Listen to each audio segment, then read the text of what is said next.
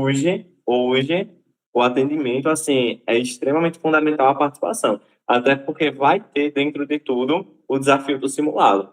Então, como é um teste de nivelamento para vocês tentarem responder a prova, a gente tem que estar avaliando. Então, legal, foi, Letícia, ok. Perfeito. Então, gente, hoje o atendimento a gente vai estar focando no domínio do ciclo nitrogênio, certo? Primeiramente. E quando a gente passar desse aspecto, a gente vai para o desafio dos simulados, que eu trouxe 5 questões de conteúdos que vocês já viram até agora, só que com questões contextualizadas, para a gente fugir um pouquinho daquele padrão dos vestibulares tradicionais, certo? Então, primeiramente, eu queria saber, todo mundo aqui já estudou ecologia, já estudaram o ciclo nitrogênio, como é que está a situação agora?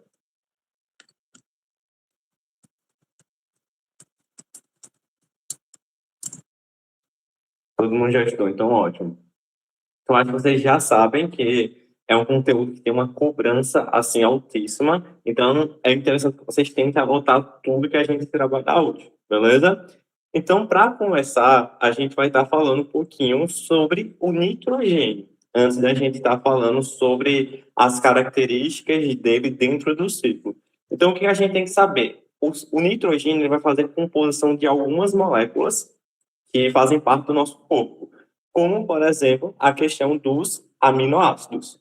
Então, é o primeiro ponto onde ele vai estar fazendo a composição. Além dos aminoácidos, ele também vai fazer a composição das bases nitrogenadas. Então, por isso, é importante que, antes da gente estudar ecologia, ou ao mesmo tempo, a gente inicie junto com bioquímica. Então, o ideal é que vocês saibam da composição desses dois, tanto o aminoácido, como, por exemplo, as bases nitrogenadas, porque os outros são meio que intuitivos. As proteínas são formadas por aminoácidos, certo? Então, consequentemente, vai ter nitrogênio na composição dentro das proteínas também. E fora isso, os próprios ácidos nucleicos. Eles também vão ter como parte a composição de nitrogênio nele, porque ele é formado por bases nitrogenadas. Então, intuitivamente, a gente sabe que essas duas outras moléculas também vão ter nitrogênio, certo? Então, pode estar colocando nucleotídeos, que são o DNA, RNA, e também a perspectiva das proteínas. Agora, para vocês, carboidratos possuem nitrogênio na composição? Digam aí, gente. Carboidratos.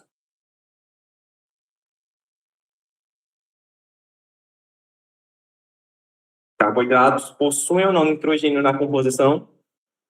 Glicose, frutose, sacarose. Isso eu tinha dito até na aula lá. Então, tomem cuidado com isso. É uma observação importante porque, às vezes, as questões de bioquímica, elas vão pegar nesse aspecto. Carboidratos não possuem nitrogênio na composição, certo? Não possuem nitrogênio. Anotem isso. Porque os carboidratos eles vão ter apenas carbono, hidrogênio e oxigênio. Esse é um ponto que já caiu em algumas questões, então é interessante vocês estarem sabendo.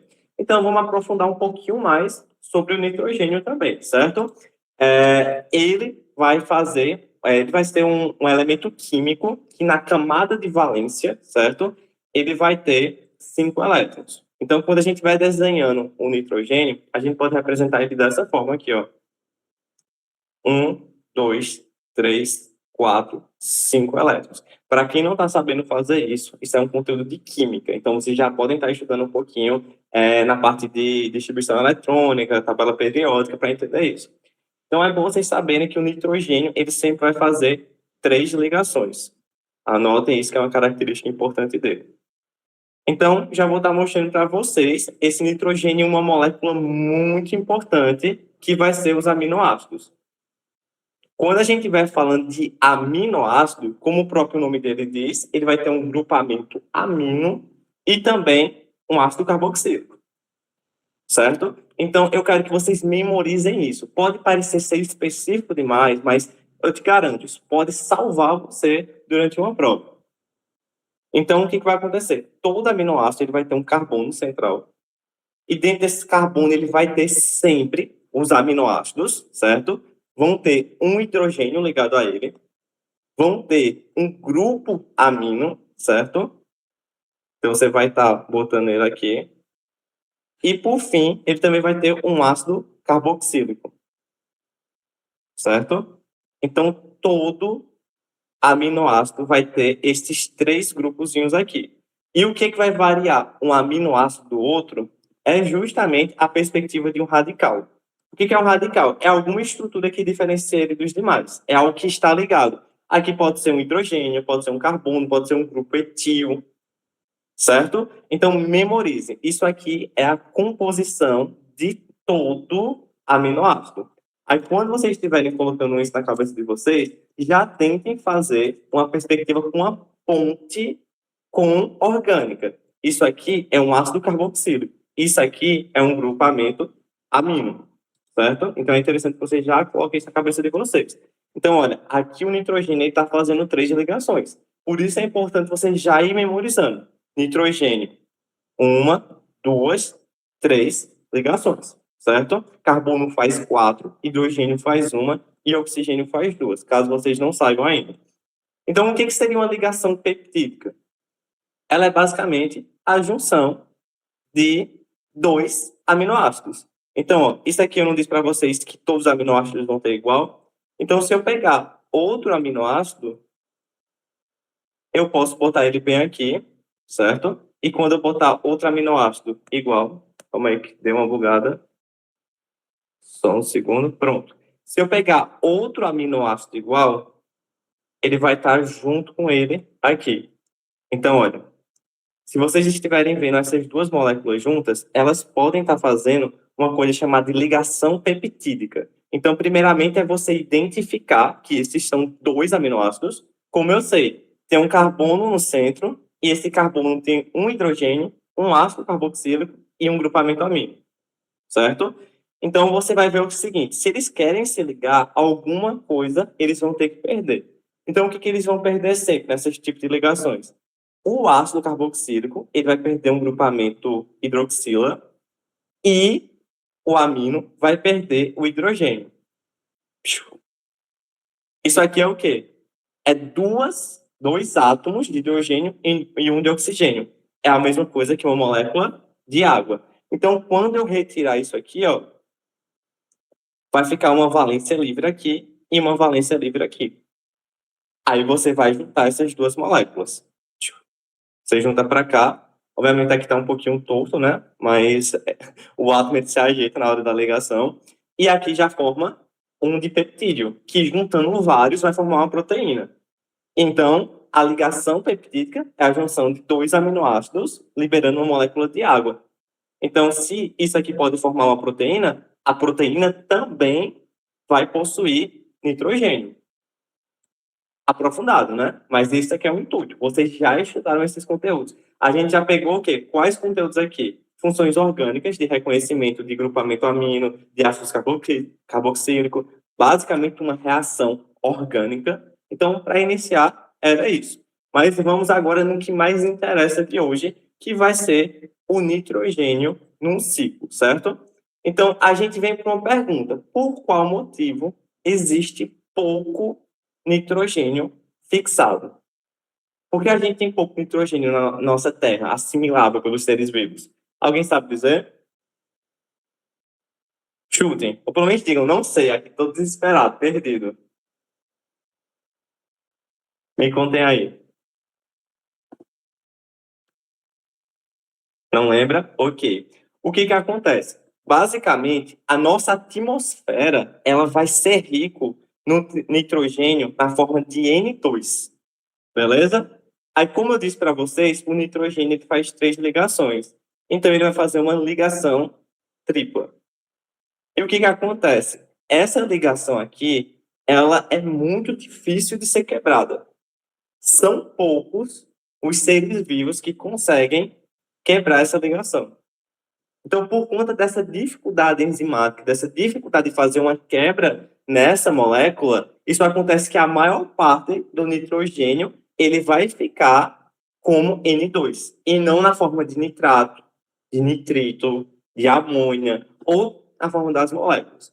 Então, por isso que tem essa dificuldade, porque a ligação tripla dos nitrogênios não é fácil de ser quebrada. E João Neto está bem apontado. Se é uma ligação tripla, então necessariamente aqui tem uma ligação sigma e duas ligações pi, beleza? Então, bem apontado aí, já fez uma expansão. Então, pessoal, por isso que a gente tem tanta dificuldade de realizar essa quebra e fazer a fixação. Se você não entende ainda o que é uma fixação do nitrogênio, a gente vai falar sobre isso, beleza? Então, a gente vai ter essas dificuldades de ter esse nitrogênio na forma de nitrato, por exemplo, que é assimilável pelos seres vivos, o que vai causar uma limitação quando a gente está falando no crescimento das plantas, das algas, mas a gente vai analisar isso com calma. Então, o que é importante a gente saber? Tem um gênero de bactéria que é chamado de Rhizobium.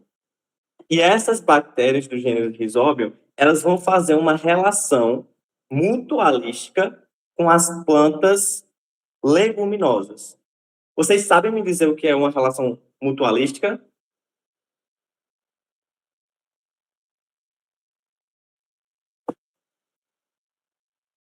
Dependência. Perfeito, Glória. Ótimo. Então, quando a gente está falando de uma relação mutualística, os dois vão se beneficiar, mas é obrigatório a relação entre eles. Então, não confundir, anotem isso aí no canto, não confundir mutualismo, certo? Com protocooperação. Protocooperação é uma relação que é parecida com o mutualismo, porque ambas são positivas. Ambas vão beneficiar as duas espécies. Então, cooperação. Mas a diferença é porque o mutualismo, ele é obrigatório. Então, nesse caso, se não tiver um ser vivo, o outro morre. Um exemplo também assim, é os líquens, as micorrizas, certo? As bactérias do gênero Rhizobium com as leguminosas, certo? Então, como é que funciona basicamente? Aqui vão ter uma planta, certo? E essa planta, ela vai ter as raízes dela. Só que dentro dessas raízes vão ter algumas bactérias do gênero Rhizobium associadas com elas. E elas vão se ajudar, vão ser positiva. Como? Essas bactériazinhas que estão aqui, elas vão dar um aporte de nitrogênio, certo? Para essas plantas. Então, é aí que você tem que prestar muita atenção. Por que isso aqui é essencial? Por que isso aqui é importante para você se tocar e acertar a questão? Quando a gente pensa no nitrogênio, ele está majoritariamente no meio ambiente na forma de N2. E isso aqui não serve de nada para mim. Isso aqui não serve de nada para ninguém. A gente não consegue usar isso aqui dentro das nossas moléculas. Então, o que, que a planta tem que fazer? Ela tem que transformar esse N2 basicamente na perspectiva de nitrato. Não é que ela tem que transformar, ela tem que conseguir isso. Porque quando o N2 ele vira um nitrato, o que é um nitrato? É o NO3. Basicamente, a planta vai conseguir assimilar isso. E ela conseguindo assimilar o nitrato, ela consegue incorporar ele na forma de aminoácidos, de bases nitrogenadas, de DNA, de RNA e de proteínas. Então é assim que o jogo funciona na vida. Se você não tiver o nitrato, você não consegue ter esse aspecto de absorção do nitrogênio para fazer a composição das moléculas. Não é apenas de carbono, não é apenas de carboidrato que vive as plantas e o homem, não. A gente tem que ter um conjunto de tudo. Então, essas bactérias do gênero Rhizobium, basicamente, elas vão estar em associação com essas.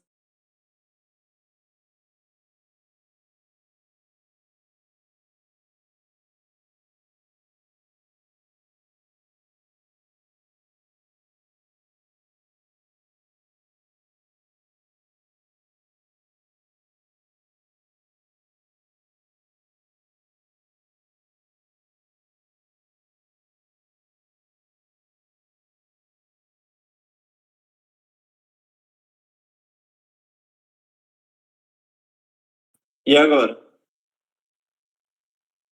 Vocês estão sem som faz quanto tempo? Ué, voltou, voltou? Ok. Confirmem comigo. Alguém tenta falar algo pelo microfone. Oi. Pronto. Agora vocês estão conseguindo ver a tela?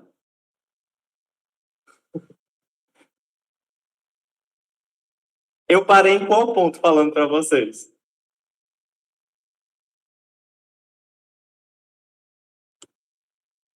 O que foi a última coisa que vocês escutaram falando?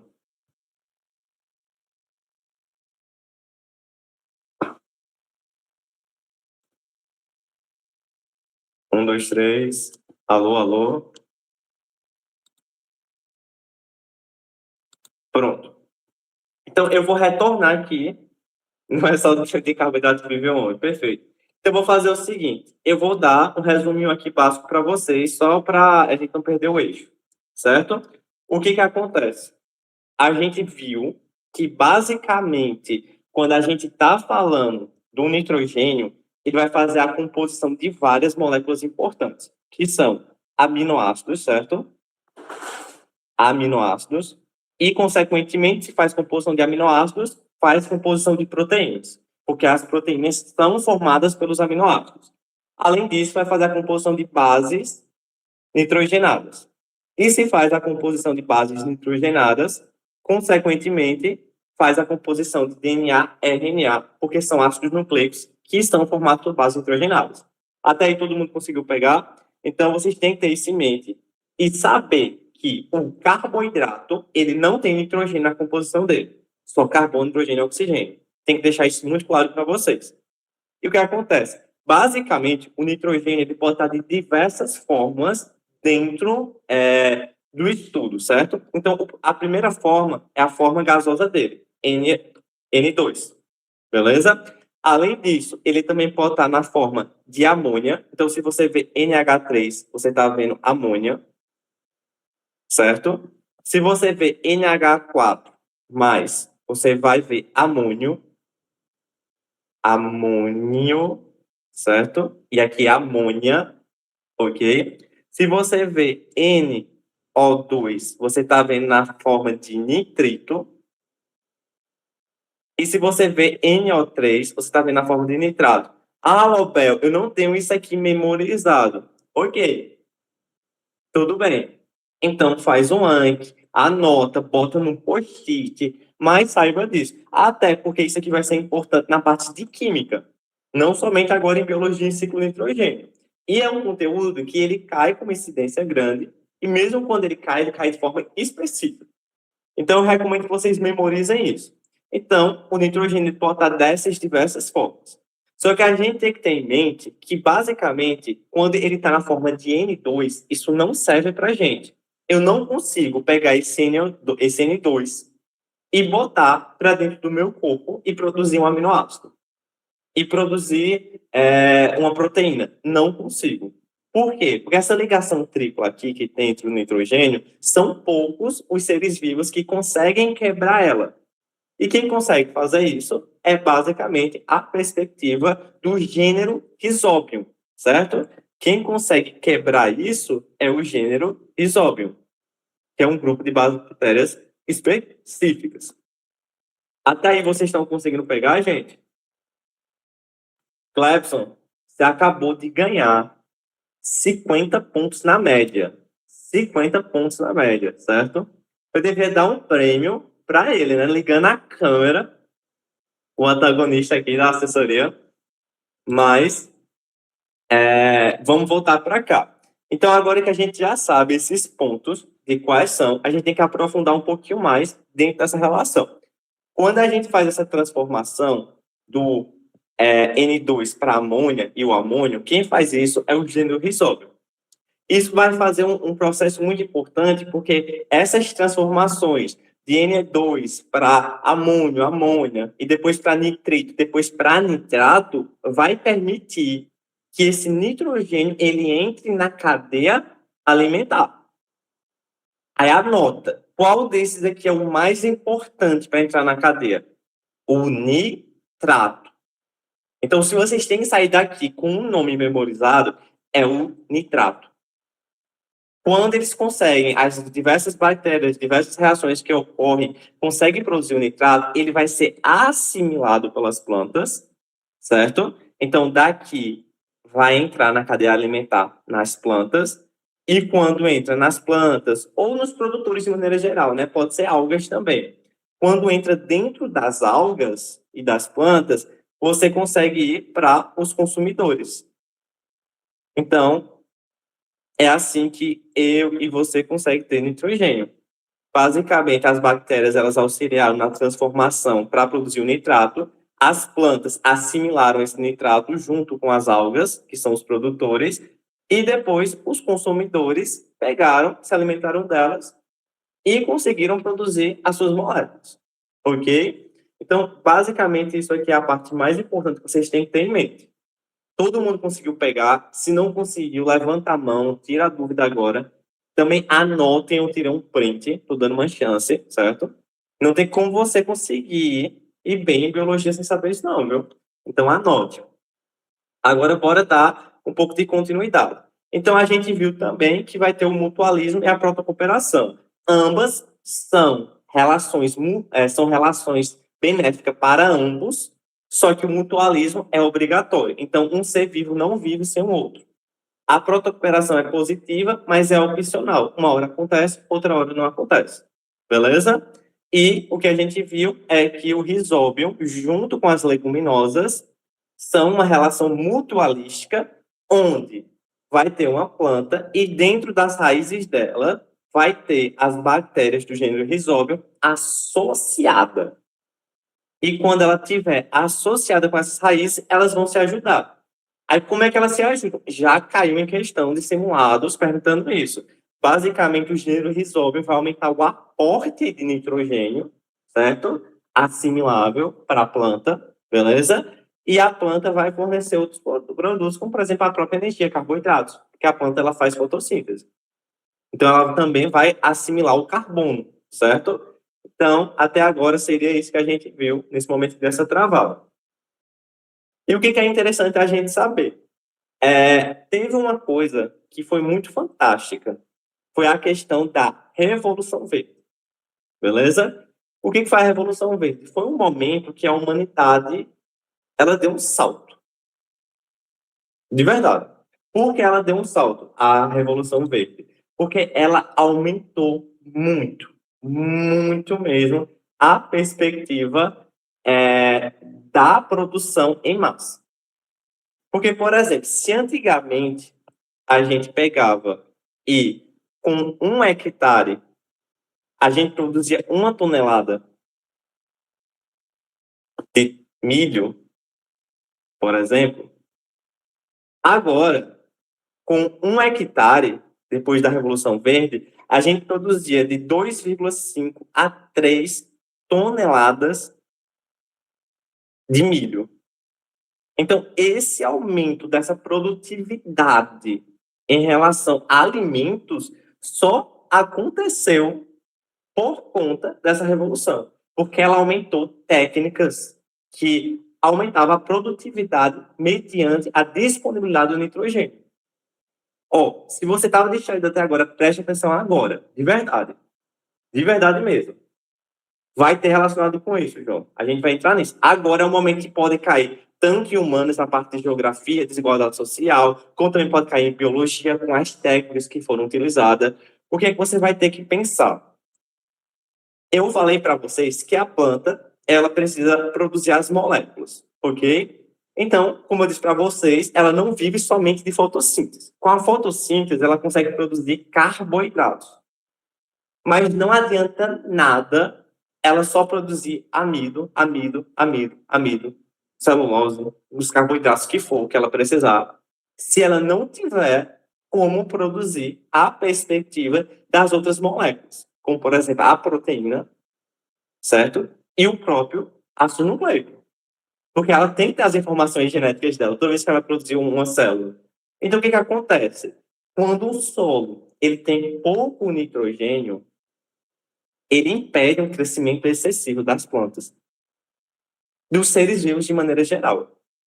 Quando tem pouco nitrogênio, não consegue produzir nada. Então, a planta vai se desenvolver poucas, vão ter uma população menor. Então, isso é importante no controle, até quando a gente fala de eutrofização. Só que quando você chegou com uma revolução verde, que inovou com técnicas de fixação artificial do nitrogênio, com a rotação de cultura, com os pesticidas e a seleção artificial, isso aumentou muito a produtividade, em especial com essa técnica aqui, ó, fixação artificial do nitrogênio, NPK. O que acontece? A gente antigamente não sabia como transformar o nitrogênio em nitrato, como transformar ou em alguma forma que fosse assimilável pelas plantas. Então, tudo que tinha no solo era o que essas bactérias tinham. E essas bactérias, elas só estavam associadas com as leguminosas, e ainda não sabia sobre isso. Só que com os experimentos, um cara ele descobriu que tinha como produzir o nitrogênio, certo? De forma assimilável pelas plantas por meio de reações químicas. Então, ele começou a criar os fertilizantes. E esses fertilizantes, eles são conhecidos como NPK. O nitrogênio de quê? De nitratos, certo? Nitrato, certo? O P de fosfato e o K de potássio. Então, basicamente, a assimilação dessas coisinhas no solo aumentou a produtividade, porque agora as plantas que estavam lá, elas tinham acesso ao nitrogênio de forma assimilável. Então, a produtividade aumentou em torno de 2,5 a 3 vezes. E preste atenção, agora é um momento que vocês podem errar por interpretação. Quando eu falo que aumentou a produtividade, não foi tipo, eu aumentei a produtividade porque eu comecei a plantar mais. Eu comecei a botar, assim, quase 2 vezes mais do terreno. Não. Você, antes, com o mesmo terreno, com a mesma dimensão, com a mesma área, se tu só tinha 1 hectare, se tu só tinha 60 metros quadrados, com a mesma dimensão, você conseguia produzir ainda mais. Então, já passou a produzir um alimento de uma maneira que o que dificultou depois da Revolução Verde não foi a questão da escassez de alimento, mas sim a distribuição desses alimentos que continham desigualdade social. Então, vocês têm que ter em mente que hoje em dia o mundo provavelmente só tem fome, não porque não consegue produzir alimentos suficientes, mas sim porque não tem uma distribuição adequada desses recursos. Então, é importante isso, porque o Enem gosta desse eixo de desigualdade social. Vocês estão conseguindo até agora? Estão pegando, gente? Confirmem comigo. Vai ter questões, viu? Então, bora ver. Rotação de cultura. O que seria a rotação de cultura? Basicamente, algumas espécies, como eu disse para vocês, as leguminosas, elas têm as bactérias do gênero Rhizobium associadas a elas. Então, o que acontece? Ela consegue aumentar o aporte de nitrogênio naturalmente dentro do ambiente que ela está. Então, a rotação de cultura é quando você alterna. Por exemplo, um exemplo de leguminosa é o feijão. Leguminosas são os que têm vagem, certo? Então, se o feijão ele é uma leguminosa, ele vai aumentar quando você colocar lá no solo, beleza? A disponibilidade de nitrogênio. Então, se por um ano eu planto feijão, o solo vai ter uma quantidade de nitrogênio alta. Vai restaurar o nitrogênio lá. Agora, vamos dizer que no outro ano eu vou plantar milho. Aí o que vai acontecer?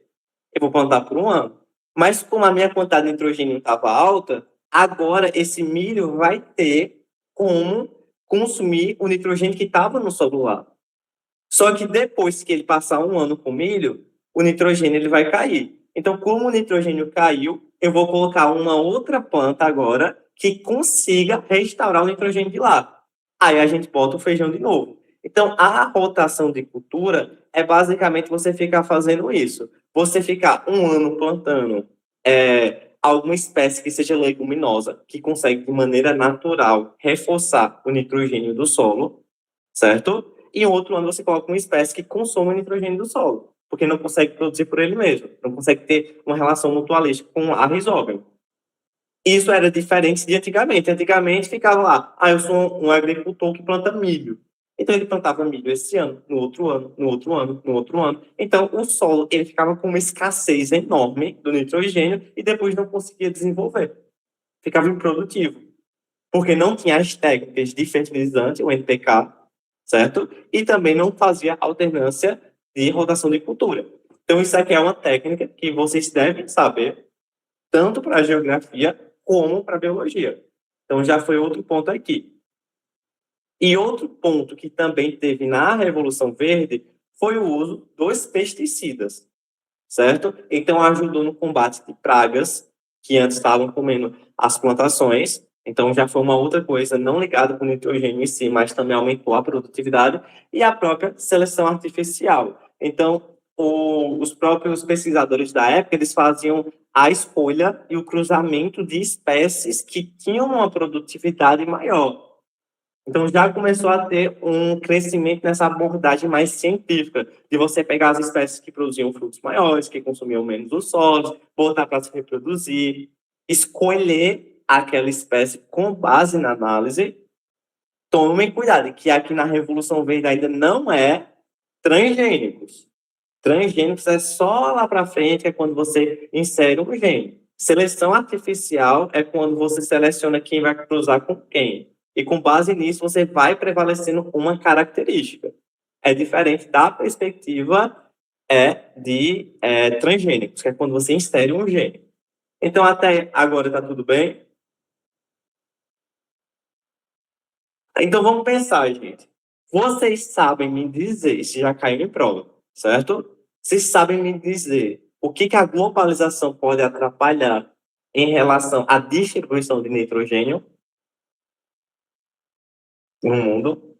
Uma desigualdade na distribuição de nitrogênio? Sabem alguma coisa que vocês podem estar acrescentando quanto a isso?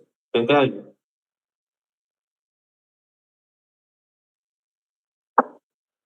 Vocês sabem relacionar, João Neto, a perspectiva de como a globalização pode afetar a distribuição de nitrogênio no mundo?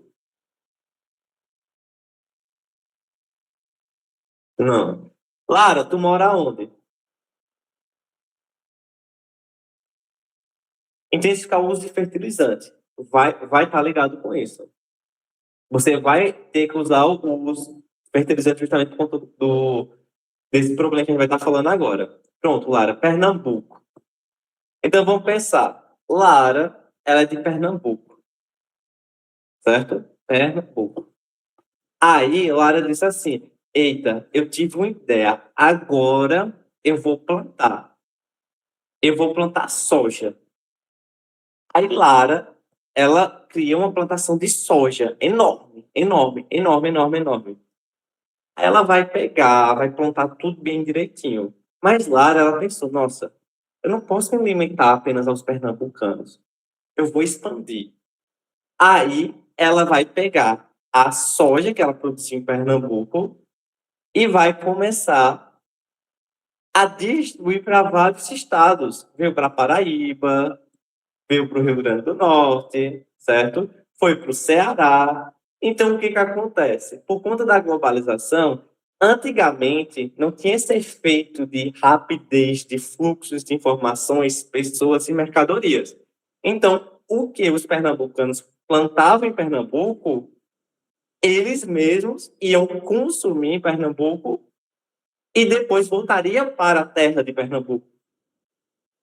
Entende? Porque as pessoas iam morrer, os animais também iam, ia ter a questão das excretas nitrogenadas, entende? Tanto na urina como nas fezes. Então, tudo isso ia voltar para um solo, seja com a decomposição ou por outra via. Só que isso ficaria preso no estado de Pernambuco, da onde era a origem daquilo. Só que como agora tem um transporte de tipo, você produz a soja aqui em Pernambuco e você pode estar enviando para Paraíba, para o Rio Grande do Norte, para o Ceará, para os Estados Unidos, Lara ficou rica. Ó, as ideias aí já para Lara. Então, basicamente, isso vai fazer uma distribuição desigual da oferta de nitrogênio.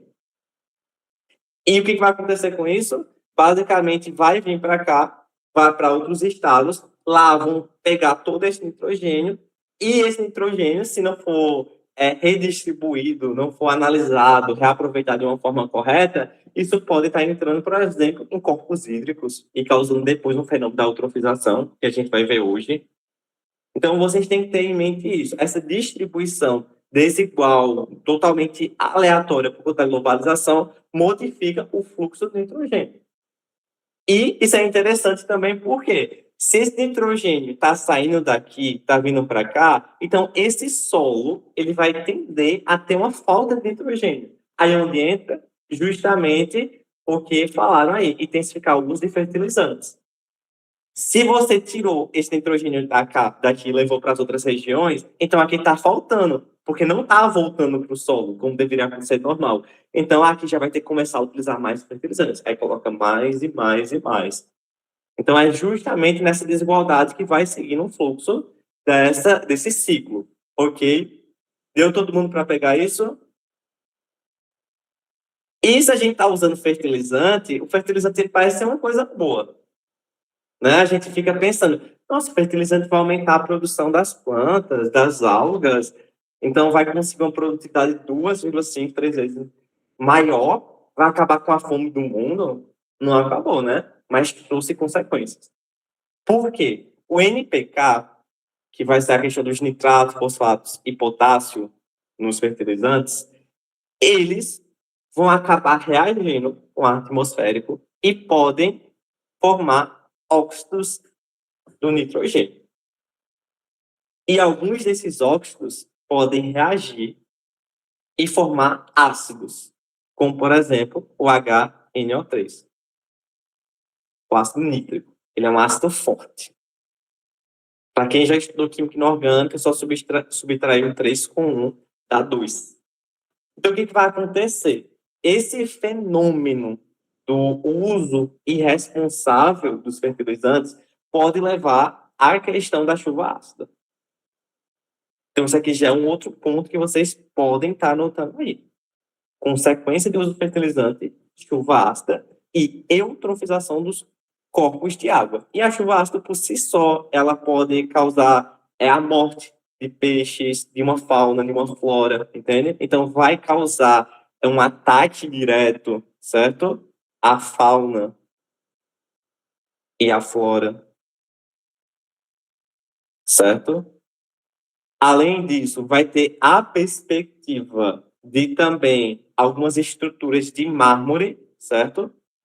Elas também vão ser prejudicadas, porque vão estar reagindo com um ácido, pode causar prejuízo também. Eu não estou aprofundando tanto isso, porque a gente vai estudar aqui em química inorgânica, certo? Aí, como algumas pessoas aqui ainda pelo cronograma não chegou a ver qual é a composição do mármore, qual é a reação, eu vou deixar um pouquinho mais por cima e a gente aprofunda em um outro atendimento. E também vai causar eutrofização. Por que vai causar a questão da eutrofização? Quando você tiver CNPK, ele pode chegar nos corpos hídricos, então ele pode chegar no mar, barra oceano, e isso vai aumentar muito a disponibilidade de nutrientes. Só que a gente tinha discutido que a falta do nitrogênio em forma de nitrato, antigamente, era uma coisa que controlava o tamanho das populações. Só que agora, com o mar, com o oceano cheio de NPK, isso vai aumentar muito o crescimento de algas. E essas algas crescendo, por sua vez, podem causar, por conta desses excessos de nutrientes, a redução de O2 na água. Porque algumas dessas algas vão ficar no topo, impedir a entrada de luz luminosa, e quem estiver embaixo morre. E depois que elas vão morrer, vai acontecer uma decomposição. E essa decomposição ela pode consumir todo o oxigênio, vai ficar salvo sim, Pedro. Vai consumir todo o oxigênio e vai levar à morte de peixes, de algas e tudo que tiver naquele momento. Então, a falta de disponibilidade de O2 leva à morte de peixes. Então, é interessante vocês saberem disso, certo? A eutrofização pode ser acarretada devido ao aumento do NPK. Até esse momento, todo mundo conseguiu compreender?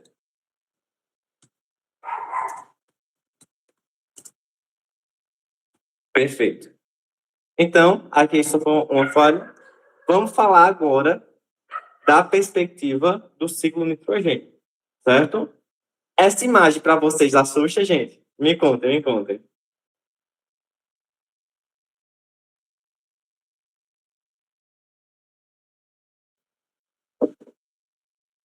Pronto. Então, vamos com calma. Eu falei para vocês memorizarem essas coisinhas aqui, ó. Saibam o que é N2, o que é NH3, o que é NH4+, o que é NO2-, o que é NO3-, certo? Então tem que saber o que é nitrito, nitrato, amônio, amônio e N2, que é o nitrogênio atmosférico, certo? Então vamos olhar com bastante calma. Primeiramente, a gente vai ter aqui uma plantinha, e essa plantinha, ó, ela vai ser uma leguminosa. Então, o que eu falei? As plantinhas leguminosas, elas vão ter associada com ela o gênero Rhizóbio. E esse gênero Rhizóbio, ele consegue fixar o nitrogênio. E o que seria a fixação do nitrogênio? É basicamente você pegar esse N2, certo? E transformar em amônia. Tanto pode transformar em amônia como amônio, os dois, certo? Então você tem que ter em mente que essa transformação do N2 em amônio ou amônia por meio de bactérias do gênero Rhizobium é uma forma biológica. Então a gente chama isso de fixação biológica, certo? Mas além disso, pode ter algumas outras formas de ter essa fixação. Mas a gente ainda vai discutir um pouquinho, que seria quando acontece a perspectiva de trovões, de raios, é uma coisa assim, mais por fora, não é tão comum. A primeira via, a mais importante, é você saber a fixação biológica que ocorre por conta da perspectiva do gênero Rhizóbio. Então, ó, basicamente, esse N2, ele veio e virou a perspectiva de amônia e amônio, ok? Então, algumas plantas, elas vão ter a capacidade, beleza, de absorver amônio, mas ainda assim é tóxico. Então, geralmente, as plantas que conseguem fazer essa absorção por meio de amônio são as plantas leguminosas. Mas por quê? Porque ela vai transformando de pouquinho em pouquinho. Então, toma um pouquinho de amônio, toma um pouquinho de amônio. Não é tudo de uma vez. Então, a planta consegue se regular e absorver aquilo, ok? Então, uma outra forma da planta conseguir absorver sem ser o nitrato é por meio do amônio, mas em poucas quantidades e devagar.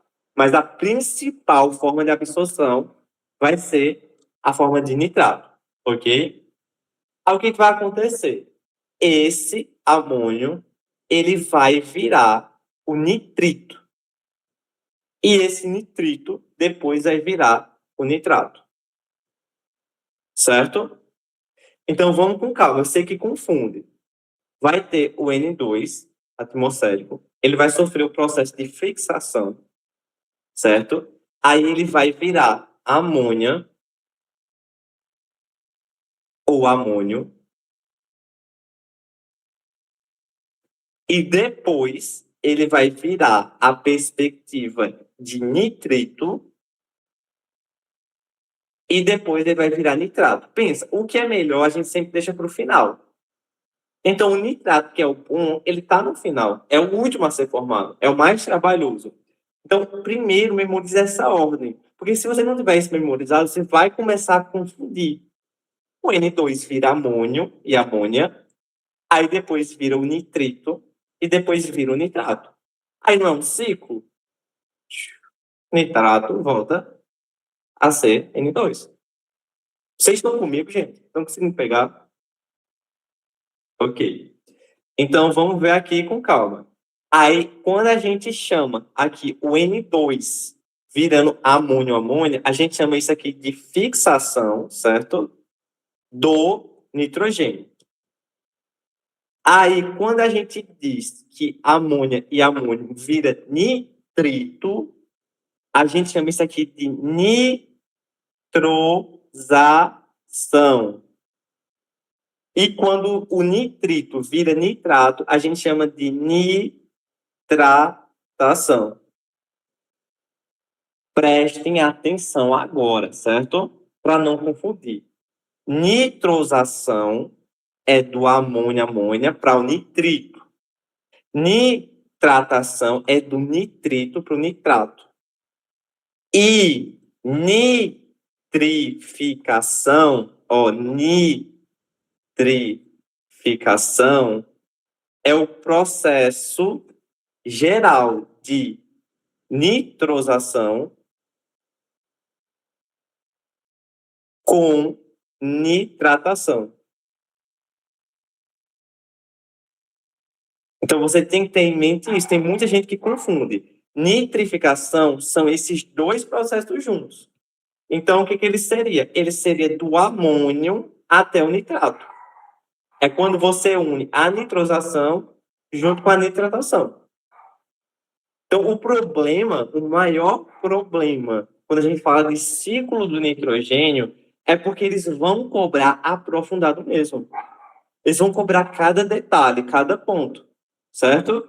Então, olha, aqui a gente tem o amônio, esse amônio vai virar a perspectiva de nitrito por meio da nitrosação, e a nitrosação forma um nitrito. Aí esse nitrito vai virar um nitrato por meio da nitratação. Aí depois que vira nitrato, isso vai ser absorvido pelas plantas. Então aqui vai entrar na cadeia alimentar. Então quando eu vou comer a minha batata, a minha cenoura, certo? O que vai estar acontecendo? O nitrogênio que eles assimilaram vão vir para mim. Aí volta para cá. Então, tipo, os animais, os herbívoros, os consumidores primários, secundário, terciário e quaternário vão começar a pegar o nitrogênio na cadeia. Aí, quando esse nitrato voltar a ser nitrogênio atmosférico, N2, a gente chama isso aqui de desnitrificação. Certo? É o processo final. Só que você também tem que saber que existem algumas outras coisas que estão relacionadas. Que é o quê? Esse nitrogênio que entrou na cadeia, ele não vai virar N2. Ele vai virar o quê? O que eles vai virar o nitrogênio quando entrar na cadeia? Quando entrar na planta, quando entrar na vaca, no boi. Me digam, ele vai entrar em qual forma quando entrar no ser humano? Falei no início da aula, foi a primeira coisa que eu falei. Em qual forma esse nitrogênio vai entrar dentro da cadeia? Bora, gente.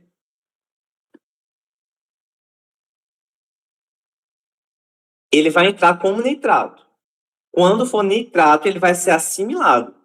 Mas ele vai ser assimilado por quem? Pelas plantas.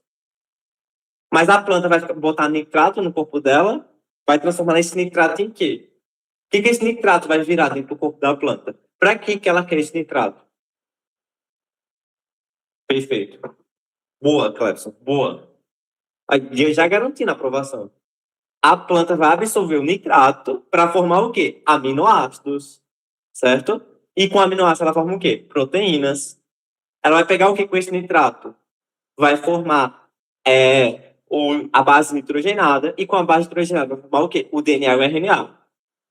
Aí, depois vai pegar a vaca e vai comer o produtor, né? O capim. Aí ela vai pegar esses aminoácidos e vai produzir os próprios. Aí depois um consumidor secundário vai comer o consumidor primário, vai pegar esses aminoácidos. Só que em um momento, alguém vai morrer. E quando acontecer essa decomposição, entende? Desse animal que morreu, ou pelo xixi, a urina é basicamente a morte, certo? O que vai acontecer? Basicamente, esse nitrogênio estava acumulado lá, ele vai passar por um processo de amonificação. Aí vai formar amônio e amônio. E isso, por sua vez, vai ter o aspecto de voltar para o ciclo. E assim por diante. Então, o nitrogênio ele vai se transformando de diversas formas. E você tem que entender como isso está inserido. Porque as questões, às vezes, elas vão perguntar de tipo assim, tá, mas vai ter esse nitrato, mas o que ele quer com esse nitrato? Ele quer formar tais moléculas. Entende? E outro ponto, que se vocês quiserem saber, eu não vou dizer que é a coisa mais importante do mundo, mas eu diria assim, é bom você ter uma noção. certo? É o nome das bactérias. O Rhizobium é essencial, certo? O Rhizobium, vocês têm que saber que vai ser a perspectiva, tá? Que vai fazer a fixação. Só que também a gente tem as bactérias nitrosomonas, eu espero estar escrevendo certo, e nitrobacter, certo? Aí é interessante vocês terem isso em noção para saber o nome dessas bactérias e quais estão sendo relacionadas. Aí vocês podem estar anotando depois, certo? Podem estar dando uma pesquisada. Eu geralmente recomendo os alunos memorizar isso quando estiver mais perto do Enem, porque é uma coisa bem específicazinha e às vezes não cabe para você pegar até o Enem tudo memorizado, sabe? Mas é uma coisa interessante. Todo mundo entendeu até agora? Confirme comigo. É chatinho. Mas, ó, você pode anotar assim, se quiser, bota o Anki, né? Vai ter a Rhizobium. A Rhizobium vai ser a perspectiva da fixação, certo? Aí, as nitrificantes vão ter a nitrosomonas e a nitrobacter, e vão ter as perspectivas também das desnitrificantes, que são as pseudomonas. Eu já vi, assim, caindo em questão de provas conhecidas, entendeu? Tipo assim, sais, somos, poliedro. Mas o ciclo nitrogênio é uma coisa que cai aprofundado. Então, tipo assim, eu não arriscaria. Por mim, é aqueles conteúdos que você tem que saber fazer expansão. Saber tudo que seja possível. Aí vocês podem estar acrescentando isso. Mas, tipo, se você ainda não tem um processo de nitrato, nitrificação, nitrosação memorizado, esquece isso. Isso aqui é só o luxo. É a sobremesa.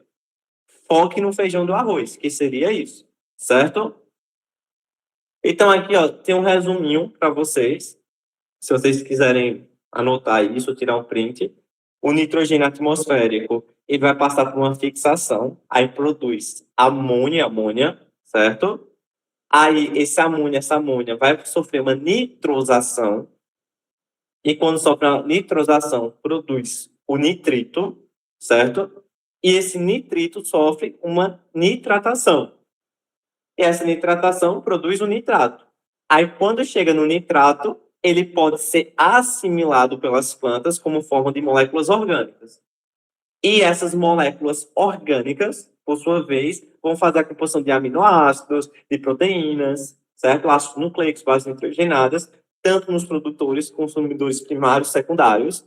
Só que depois, quando eles morrerem, ou quando estiverem fazendo a urina, eles vão estar passando por um processo de amonificação. Aí volta para o ciclo. Ou o nitrato pode voltar a CN2 por meio da desnitrificação, certo? Então, vocês podem estar fazendo isso, é quase que um mapa mental aqui para vocês, é importante. Deixa eu ver a pergunta aqui. N2 para amônia, processo de fixação. Perfeito. Amônia para nitrito, nitrosação, ok? E nitrito para nitrato, nitratação. Perfeito. Processo de nitrificação. Perfeito, Wesley. É os dois juntos. Nitrato volta a CN2 ou componentes das plantas que são repassadas para os consumidores, processo de desnitrificação. Pronto. Quando o nitrato, certo? O nitrato volta a CN2, é um processo de desnitrificação. Agora, quando o nitrato, foi boa essa, é ótimo essa pergunta, quando o nitrato vai para os consumidores na forma de molécula, a gente não chama de desnitrificação. Esse processinho daqui a gente chama de assimilação, certo? Assimilação, porque eles estão assimilando o nitrato em forma de uma molécula orgânica. Deu para pegar, Wesley? Perfeito. Gente, vocês têm alguma dúvida até agora?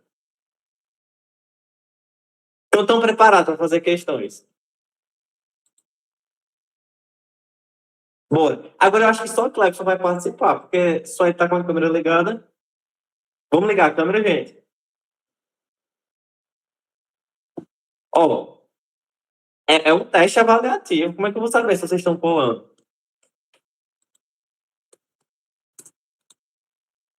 Vamos, gente, cinco questões. Vai ser rapidinho. O conceito de amonificação é importante. Tipo, de todos, ele é o que é menos cobrado, sabe? Mas é interessante você saber. Mas é porque é intuitivo, né? A amonificação vai ser a formação de amônia, entende? Amônia, amônio. Então, tipo assim, é algo que você pode estar em mente. Sabe que ele é ligado com a decomposição, está ligado com a urina, certo? É interessante vocês terem isso, decomposição e excretas nitrogenadas. Mas é o que é menos cobrado. O mais cobrado de todos é a fixação, certo? E a nitratação. Geralmente são esses. Posso mandar a questão? Tá todo mundo com papel?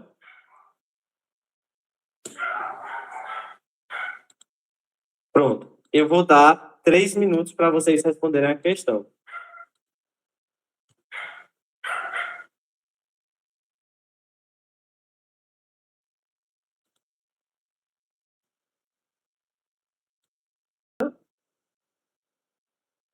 Aí, ó, olha como é muito importante o comando da questão. Como aqui está a perguntação. Agora, se a pergunta fosse do despejo desse esgoto em águas naturais, qual seria a resposta correta? Eutrofização. Então, percebam que uma besteira, um comando um pouquinho diferente, a resposta correta era outra. Então, tudo que tem que mandar para vocês responderem é o comando. É a parte mais essencial do texto. Beleza? Então, bora para o desafio 2 agora, certo? Não é de ciclo hidrogênio, como eu disse para vocês, é uma testagem. Então, eu vou dar aqui para vocês responderem em 2 minutos essa questão. Beleza? Podem iniciar.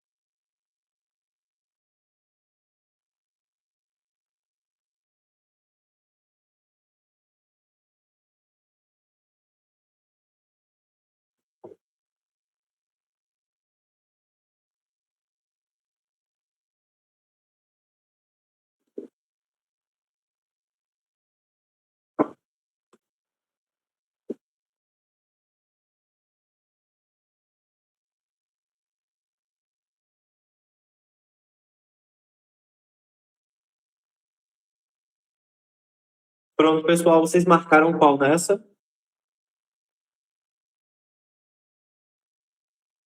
Letra E. Eita, pessoal, tá bom, né?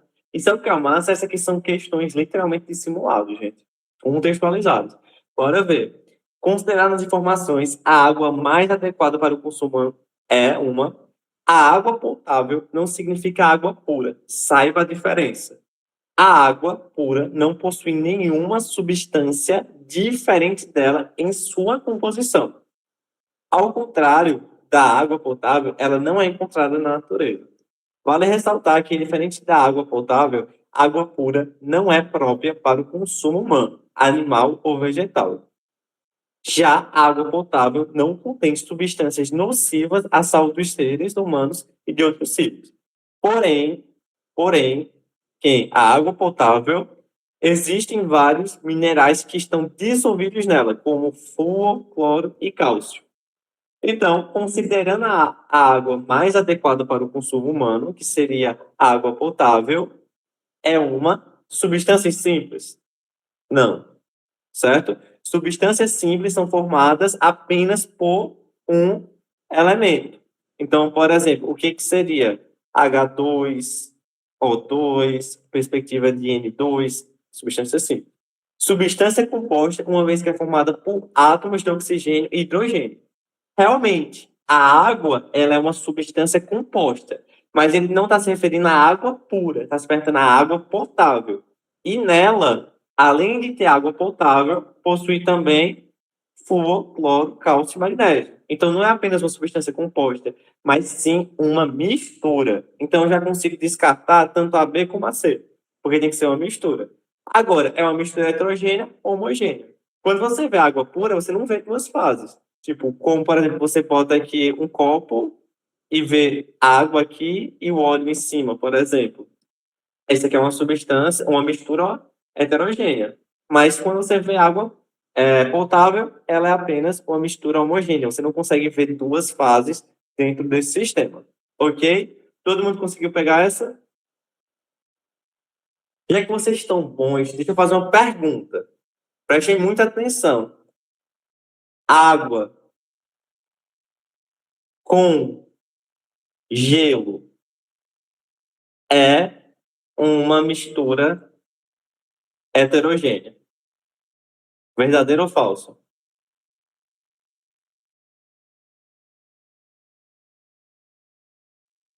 E aí? Água com gelo é uma mistura homogênea, verdadeiro ou falso? Verdadeiro.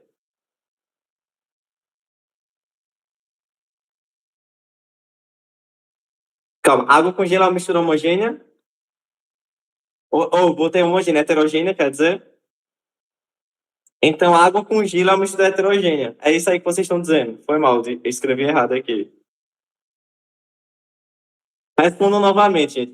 Eu falei uma coisa e escrevi outra. Só para eu conseguir fazer a diferença aqui das respostas. Água com gelo é uma mistura heterogênea, verdadeiro ou falso?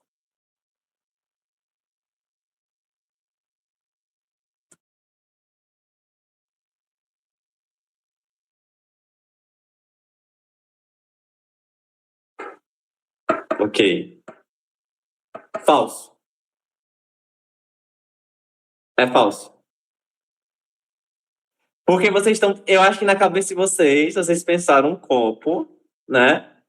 Aí nesse copo, vocês pensaram assim: eita, vou botar água e vai ter um cubinho de gelo aqui e um cubinho de gelo aqui. Aí vocês vão pensar: meu Deus, isso aqui é uma mistura heterogênea. Faz sentido. Mas é como Wesley disse aí, não é uma mistura heterogênea, é um sistema heterogêneo. Por quê? Para você falar que é uma mistura, a mistura vem de você misturar. Então, eu estou misturando feijão com arroz. É uma mistura, porque são duas coisas diferentes. Estou misturando água com óleo. São duas coisas diferentes.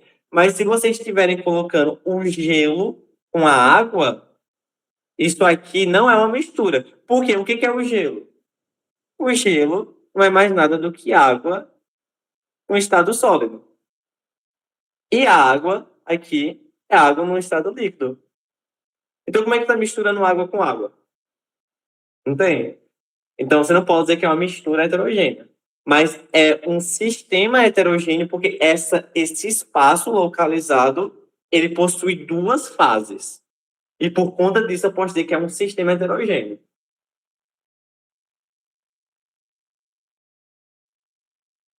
Então, era a água gelada a tua pergunta, porque o gelo já derreteu, porque visualmente para mim fica duas fases. Mas sim, Clebson, fica duas fases. Isso aqui é heterogêneo, certo? Por exemplo, a água aqui. A água está aqui normal e aqui está a água na forma de sólido. Então, eu posso dizer que aqui é um sistema heterogêneo. Por quê? Porque realmente tem duas fases. Tem a fase sólida e a fase líquida. Ok? Só que o que acontece? Você não pode dizer que é uma mistura heterogênea. Porque se você fizer a classificação de mistura, você está dizendo que é uma junção de duas substâncias diferentes. Mas você pode falar que é o sistema. Porque o que é o conceito de sistema? O sistema é um espaço em um local que você está analisando. Então, eu estou analisando dentro desse copo. Então, dentro desse copo, eu tenho um sistema. É o meu sistema. E esse sistema é heterogêneo. Deu para pegar? Deu, né? Se for com água mineral, né? Tem vários minerais dissolvidos. É porque se você estiver falando aí com mineral, já vai entrar dentro de uma perspectiva que tem uma mistura homogênea, como é na questão. Mas quem está pensando em água pura. Mas foi boa a observação de vocês. Bora para a próxima? Vou dar 2 minutos. Quem responder, bota terminei que eu digo o tempo que você gastou. Pode ser?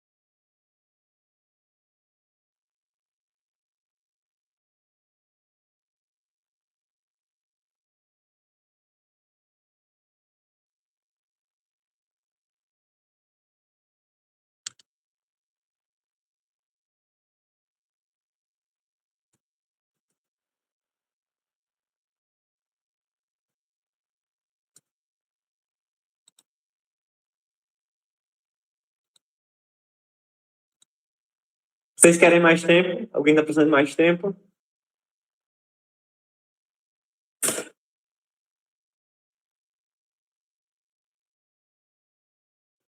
Então, vamos lá. Vocês marcaram qual nessa, gente?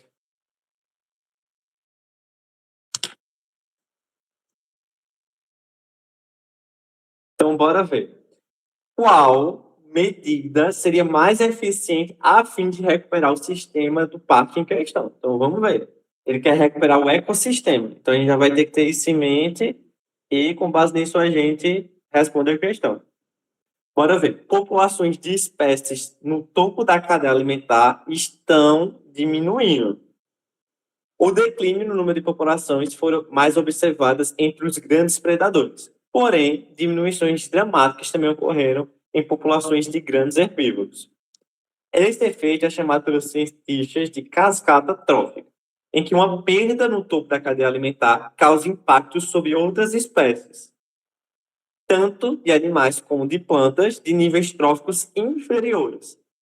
Um dos exemplos de cascata trófica foi verificado no Parque Nacional nos Estados Unidos, onde a diminuição de lobos alterou a população de alces, além de algumas árvores e gramíneas, o que resultou na queda de alimento dos castores, diminuindo também a população destes. Então, vamos com calma. Quando for essas questões de cadeias alimentares, tem que saber que tudo está interligado, porque um se alimenta do outro, certo? Então, vamos pensar. O lobo, o que aconteceu com a população de lobo? Diminuiu. O lobo, ele se alimenta do alce. Você concorda com isso? Então, se tiver poucos lobos, a população de alce vai tender a aumentar ou diminuir?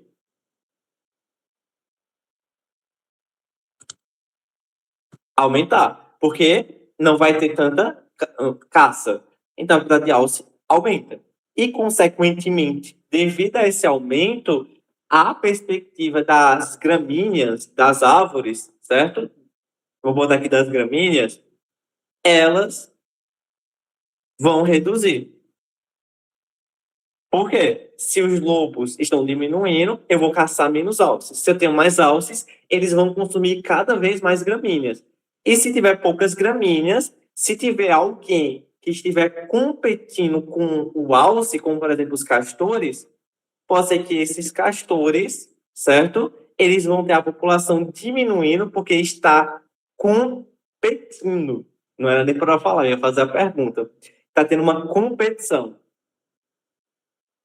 certo?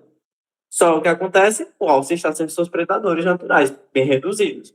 Agora vamos ter uma noção aqui. Competição é uma relação ecológica positiva, negativa, verdadeiro ou falso? Perfeito. Já entra no princípio de Gauss. Mas a competição é uma relação positiva, negativa, verdadeiro ou falso?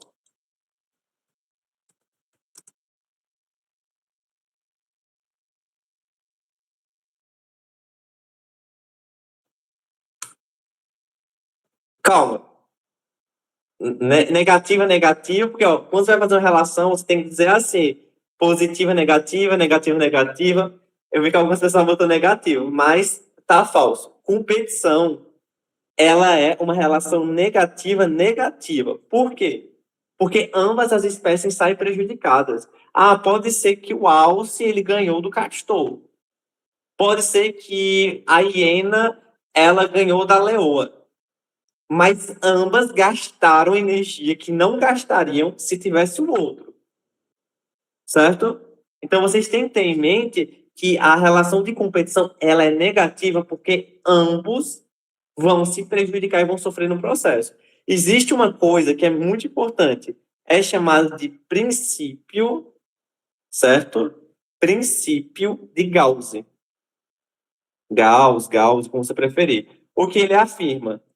Duas espécies de nicho ecológico semelhantes, então duas espécies de nicho ecológico semelhante, vou botar só nicho, aí vocês compreendam que é nicho ecológico. De nicho ecológico semelhante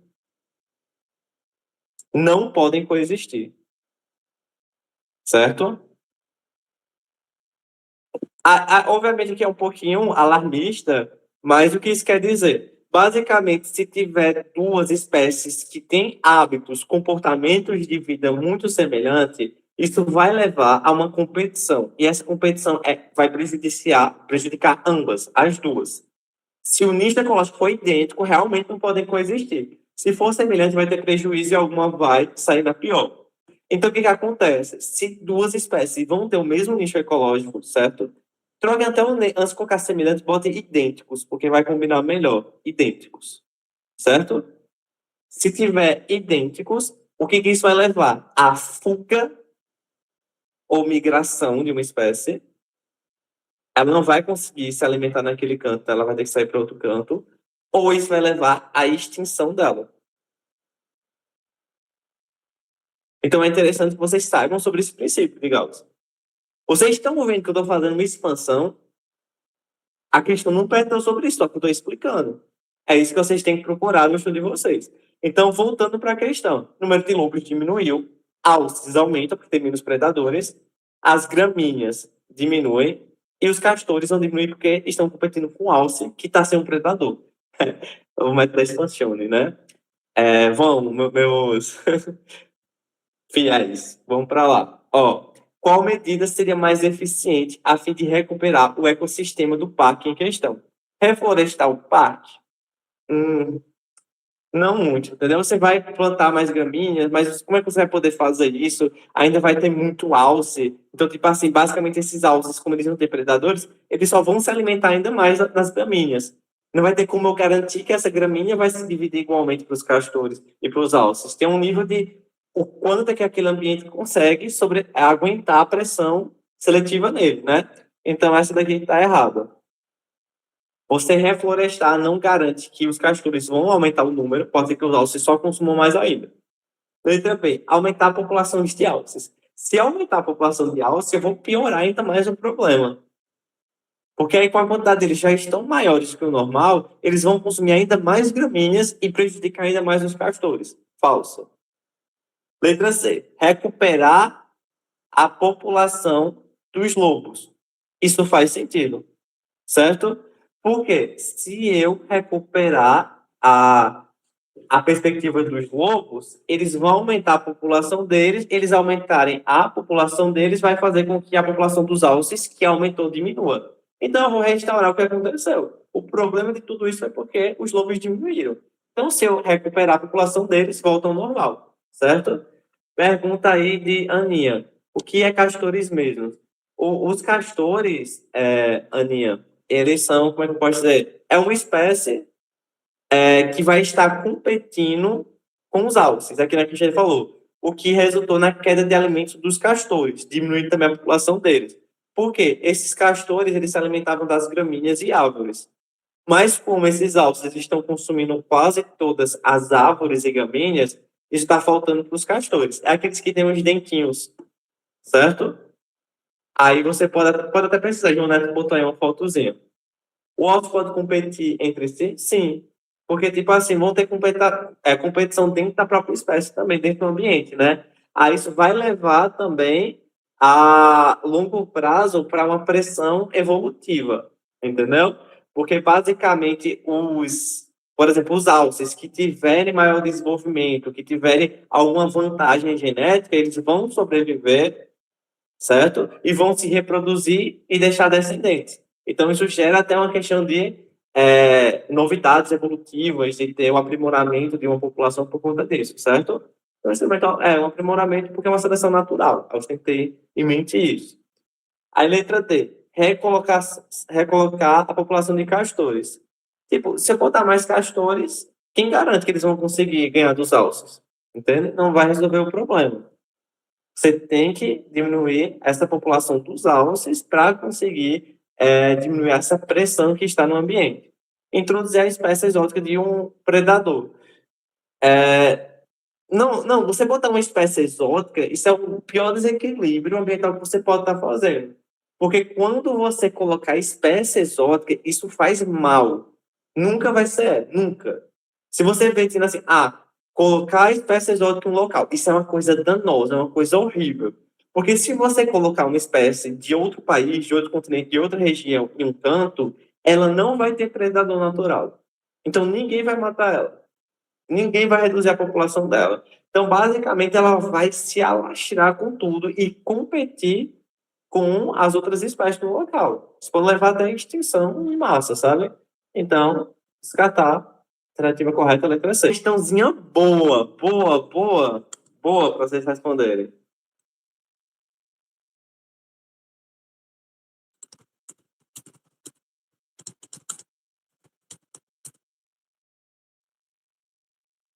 Pronto. Vou dar 10 segundos para vocês responderem essa.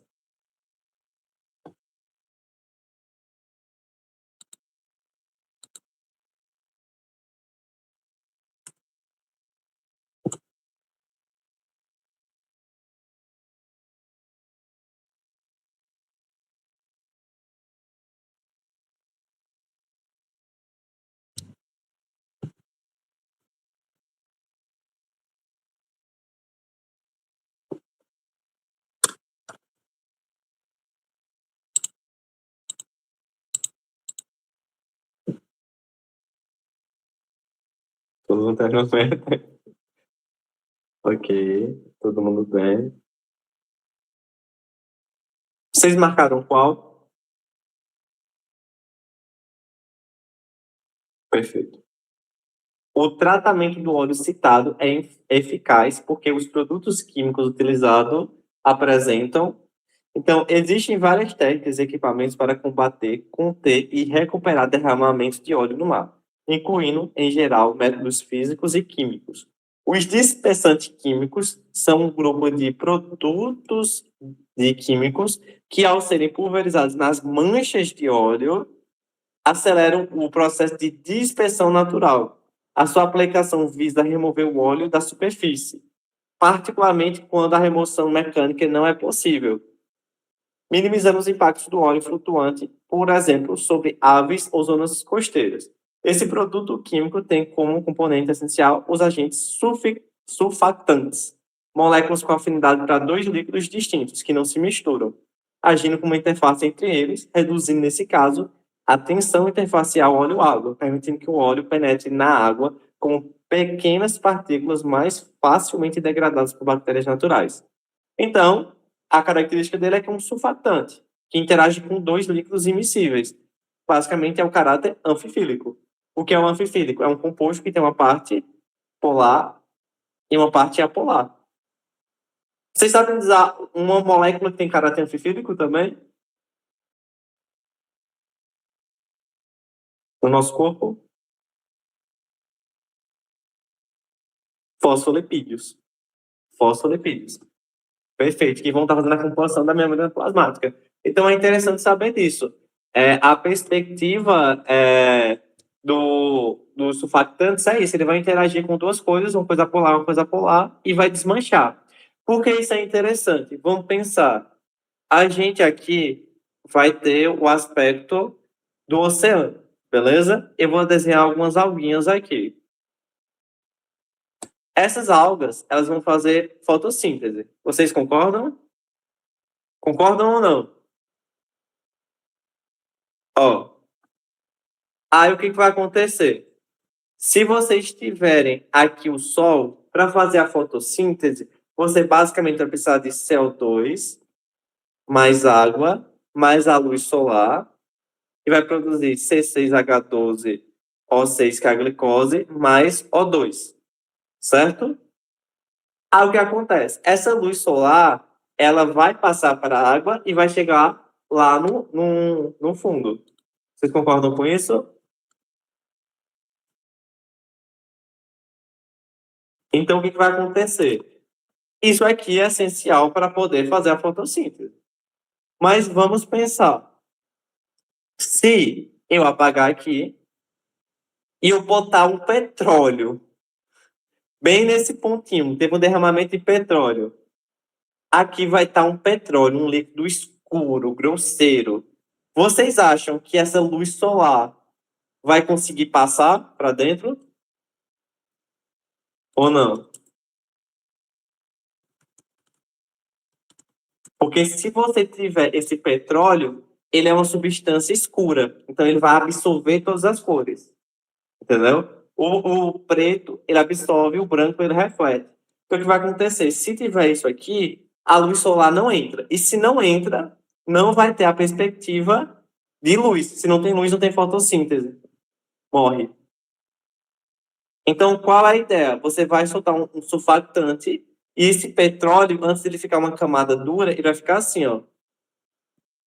E ele vai ser disperso pelo mar todo. Então, se tiver assim, ainda vai estar entrando uma perspectiva de luz solar. Então, é por isso que é interessante essa ação, beleza? De você usar um surfactante, um composto anfifílico, quando tiver derramamento de petróleo. É muito bom por conta disso. A pergunta de Aninha, se lipoproteína ela é sim um composto anfifílico, beleza? Deu para vocês entenderem isso? Ficou com alguma dúvida?